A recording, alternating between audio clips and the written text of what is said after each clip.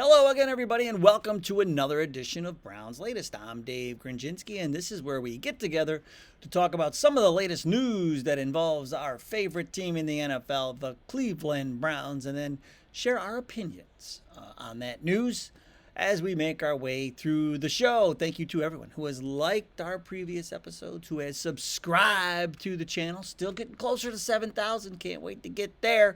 And then everybody who jumps into the viewer comments and makes your voices heard. And don't forget, we will be ramping things up here in the next few weeks. We're going to add some exclusive content, some memberships. I think it's going to be like $4.99 a month. A big meeting about it this week. But all of this is possible. We'll have live streams, and then some members only live streams, and some public live streams. All kinds of things will be happening here as we make our way into training camp, and then of course in through the preseason and the regular season. But it all wouldn't be possible without all of you who have shown so much support for this little show we have that we do every day.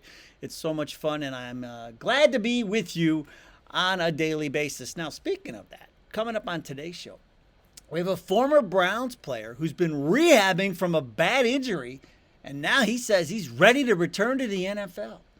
I will share with you what I think the scariest thing about the Browns 2026 Madden rating is. How about this? If Joe Flacco starts the season week 1 and then takes us to the playoffs, he will be in rarefied air. And then down in the viewer comments, one viewer has a take about Shedeur Sanders that comes with a big butt attached to it. We'll explain. First things first, though. Remember Nyheim Hines? Yeah. We signed him, and then he never really played for us. He was with Indy and then Buffalo, and then we signed him, and then he got hurt in a jet ski accident. Badly.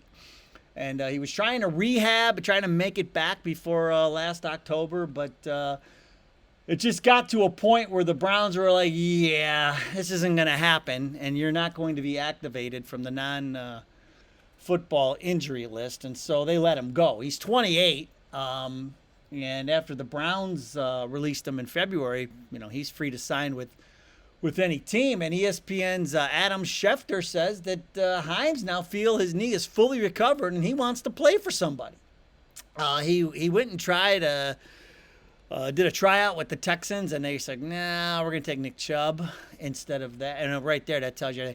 Here's what I just want to there's no room for Nyheim Hines at the Browns end. There's just no way. You have 2 stud running backs, and then Jerome Ford took the cut. We got rid of Nick Chubb. So Nyheim Hines will not be part of the Browns' future plans. Unless he sits on the beach for a while and God forbid, we need a running back or maybe a return guy, because that's the other thing he does. But we got one of those now too with DeAndre Carter. So there will be no triumphant return, in my opinion, for Nyheim Hines coming back to the Browns. Not going to happen. So now, that was scary what happened to Nyheim Hines. But what's also scary is these Madden ratings. You say, Dave, what are you talking about? They gave us like an 87 rating overall. That's good. Yes, it is. But we'll get to the scary part in a minute. For those of you who aren't sure, so the Madden NFL ratings, they come out every year when the game comes out.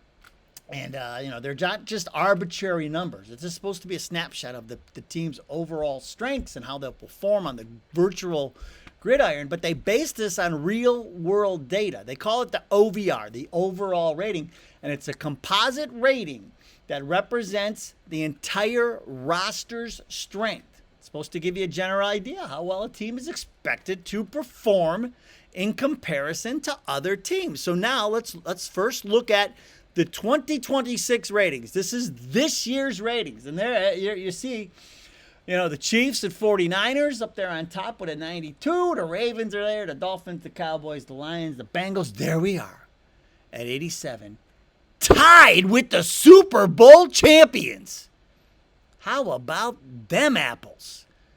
Somebody over there, somebody likes us over there at the Madden, or they see what we see. They see this team with the revamped defense, the offensive line's healthy, quarterback room is finally got somebody other than Deshaun Watson throwing worm burners and air balls in there. So they're seeing the same things we're seeing. Now, I don't know how the Eagles aren't higher. How do you win a Super Bowl and then you're not higher than the team you beat? How are the Chiefs number one? So I have some questions about that, which I always have questions about these rankings and ratings and things because I just don't. Sometimes I appreciate that they gave the Browns at 87. That's awesome. But I'm just not sure. Like, how are the Eagles tied with us? I mean, like I said, I'll take it. I just don't get how that happens. I mean, they beat they beat all those teams, and they're still the Eagles are behind them. But I digress. You see the Giants, for perspective, bringing up the rear there at the 75. They're at the end of the list, and the Cardinals are just in front of them. I can only fit the Steelers, but hey, we're ahead of the Steelers, which I love, and also let's see. Where did the Bengals are at 88, and then the Ravens are at 92. But we're higher than the Steelers. So anytime we beat the Steelers in anything, I love it. Now here's where we get to the scary part. The scary part is this: last year in the 2025 game, we were given an overall rating of 87, and we were tied with the Eagles. Last year, and we know how last year turned out, and so we don't want to see that happen again. The Eagles do. The Eagles hope it goes the same way it did for them. But yeah, you go back and look at the 2025 ratings. The Browns were an 87 and tied with the Eagles. They're also tied with the Bengals. The Bengals had an 87. But yeah, Kansas City and San Francisco were up there again last year. It's like a lot of the same teams. But so I don't know. Either the Madden rating people are lazy and just slap the same teams in there every year and try and make it sound like it's new, or I don't know. They seem to like to tag that number 87 to us. But when I saw that, I'm like, oh, great. Like, we don't need that to happen again. But it won't, because we are in a much better spot. One of the reasons, we got Grandpa Joe back. Joe Flacco back in the mix, right? He was part of that big magical run in 2023, went 4-1. Unfortunately, the one was in the playoffs against Houston. But how much fun was it watching Joe out there and all the songs they were playing on the radio? Flacco, Joe Flacco. That's one of my favorites. A lot of fun. But here's the thing, folks.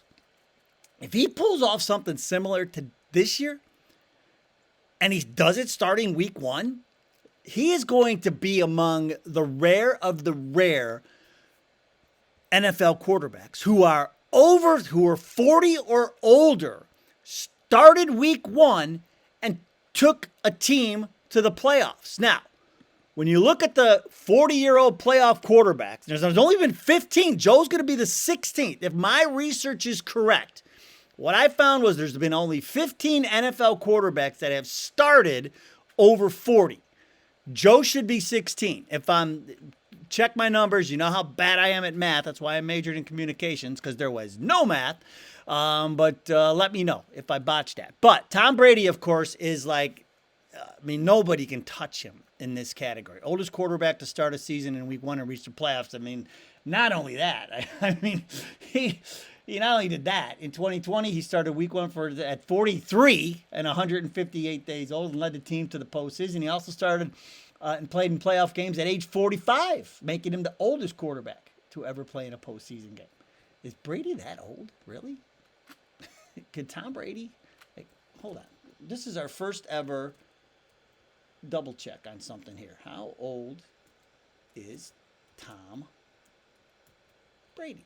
He's 47. So yeah, that's true. That is true. Look at that. See?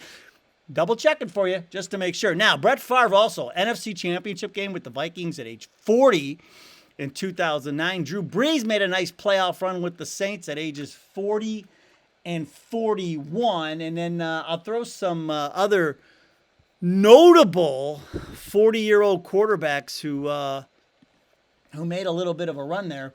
But you got guys like Matt Hasselbeck, Steve DeBerg. He was 44, 9 months. How about Vinny Testaverde when he played for the Browns for a little while? Warren Moon came from the CFL. We talked about that when we found out the Argonauts got Shedeur Sanders' rights. But Warren Moon came from the CFL. to the NFL. 44 years and 8 days he started a game. But like nobody can match Brady's longevity combined with his playoff success. But if Flacco, if he has some miracle season this year, if he starts game 1 against Cincinnati and holds on to it and gets us through to the playoffs and starts a playoff game, he will be he'll be in a very small group of quarterbacks who were over 40 and in the NFL and got their teams to the playoffs. So something else to pay attention to, folks, if it is Super Joe that gets the nod week 1 against the Bengals, which we know we're winning that game already. So, all right. Now, the one thing that you guys, the viewer comments, that they're always in rarefied air. You don't have to be over 40 and be in the viewer comments and be in rarefied air. All of you guys are. And today we're going to start with King Lewis, JTL24. He says, this is what we teased at the top. I am hopeful and biased for Shedeur Sanders as our QB1. Great family to have in and around Cleveland. But not sleeping on Gabriel. Dylan has been underestimated at every stage. The greatest quarterback out of Hawaii high school football to outcompeting at the highest level of college competition. In the NIL era, Gabriel and Sanders are both already legendary, and most of Shedeur's fans would also love Dylan if they gave him a look. He says, can we run a wildcat with both of them? LOL. Is Dylan a 4.45 guy? Now, I checked. Gabriel, he did not run at the combine, and this is probably why. There's an unofficial time of 4.9 on him as for the 40.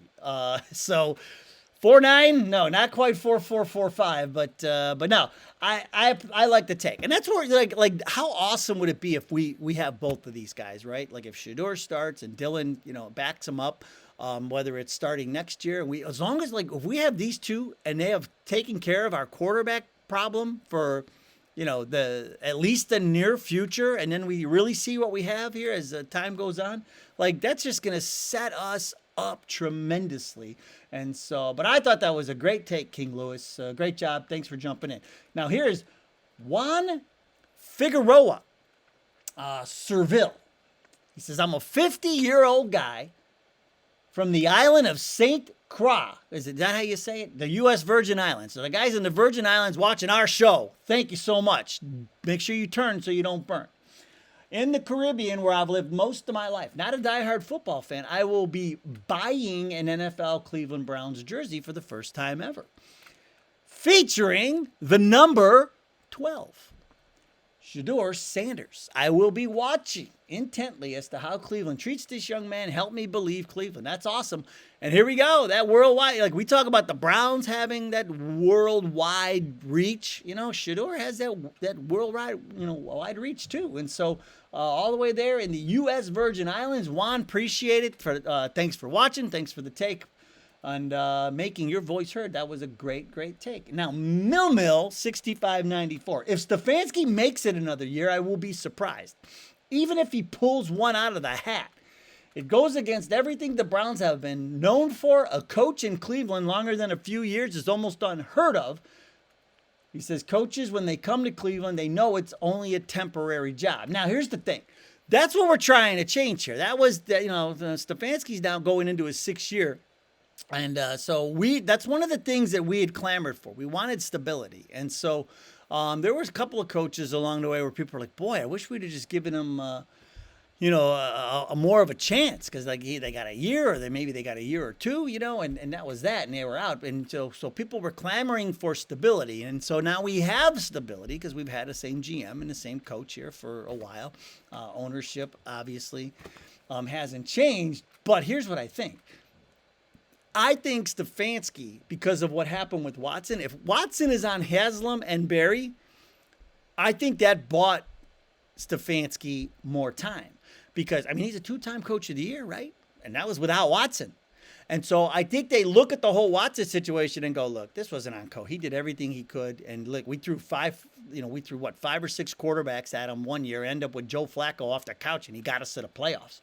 I think that's what they see. And so That's why I think they're going to have a good year. I think with running his offense and everything we've talked about and the defense and everything, I think they're going to be fine. I don't think there's going to be any question that Stefanski will be back next year because I think they're going to be great this year, and I think, they could sniff playoffs. If you get up there, 8, 9, 10 wins, could happen, but I've already bet them over 6.5. So, they're winning at least 7. I can tell you that. All right. Thanks. Great take, Mill. And then Trey Myers, and he's got it goes from YouTube handle to password. This might be one of our first ever switches from a YouTube handle to a password because it goes from Trey Myers to -IX4IM. He says, got a signed jersey from Leroy Kelly. He was a dog. Remember we talked about some of the Browns' all-time draft greats, and Leroy Kelly, we mentioned him. Him and Jim Brown, 2 super stud running backs. And guess what? We got 2 super stud running backs again this year in Judkins and Sampson. Is this going to be the new Kelly and Brown? Judkins and Sampson? Biner and Mack? Judkins and Sampson? Man, I sure hope so. Sure seems like it. But lots of things to get excited about as we are closing in on training camp, folks. So we'll see. Maybe we will revisit the Leroy Kelly, Jim Brown days with our man, Quinshon Judkins, and our man, Sampson. So we'll see. All right, that'll do it for today's show. Go Browns! We'll see you next time.